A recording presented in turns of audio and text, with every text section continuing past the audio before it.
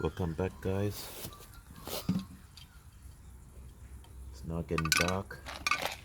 I'm still thinking what to do with this little issue I have here.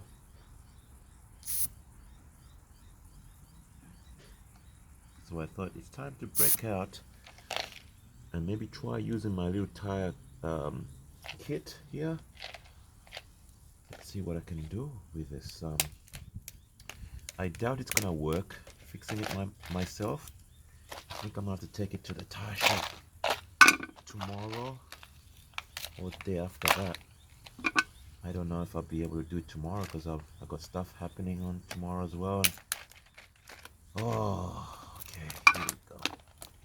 Break out the tire repair kit. See if it can be used in a situation. Come on, come on. Urgh. Why do they package these things so tightly? It's just amazing. Hey, hey.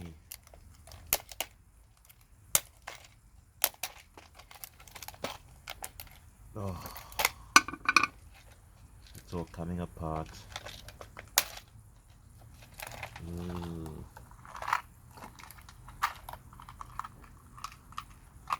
Okay, here we go. Here we go.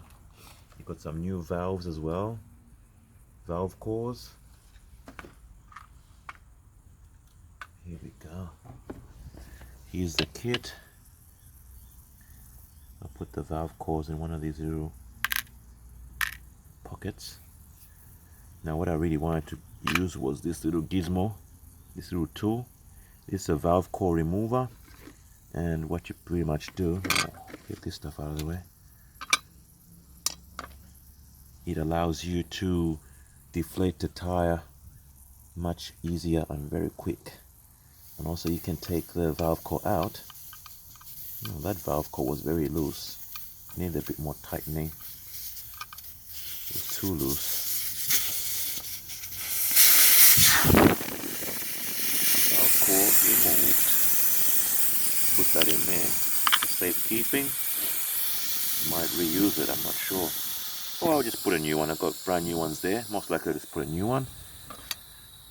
The reason I wanted to get that deflated, I wanted to see, put that there. I wanted to see if there's any chance of me being able to deflate this and actually maybe clean it up or something. Or should I wait until tomorrow morning? It's definitely, see how it's when it's flat, it's not even round anymore. It's got this bulge right about there. Let's see if we can show you that better.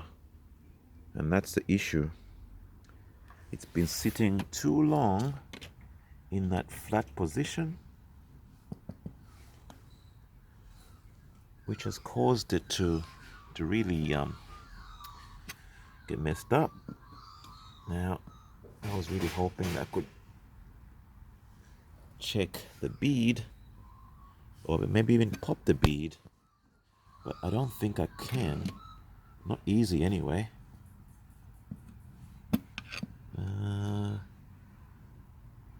There could be rust in there as well, so that could be the problem too. That's one thing I forgot to mention, is there could be rust in there. Being that this car has got a lot of surface rust, I'm now thinking there's rust built up in the sides and needs to be taken off completely, buffed up and glued. We could put a little bit of glue around the bead. Yeah. Okay guys, there's no point in me even trying to go any further with this repair. I'm going to take this tire to the tire shop, get them to fix it, get them to polish up the rims. Oh, okay, this is, oh boy. Alright, I've got no choice here. Oh, this is annoying. Real annoying, guys. Now I've got the car sitting in the air. I've got the car sitting in the air and don't know what to do next. Okay, let me just show you what's under here anyway. This is what the drum looks like. The shock absorber and the spring, they are looking very, very good condition. I know this car hasn't done many kilometers, so it's all because it's been sitting for so long, it's starting to rot in the moisture. It's got a lot of mud down here because it was a farm car. It was a farm vehicle. Look at all the hay and grass and everything around it. It's definitely been sitting in a grass field somewhere. You see some surface rust for sure building up around the surfaces here.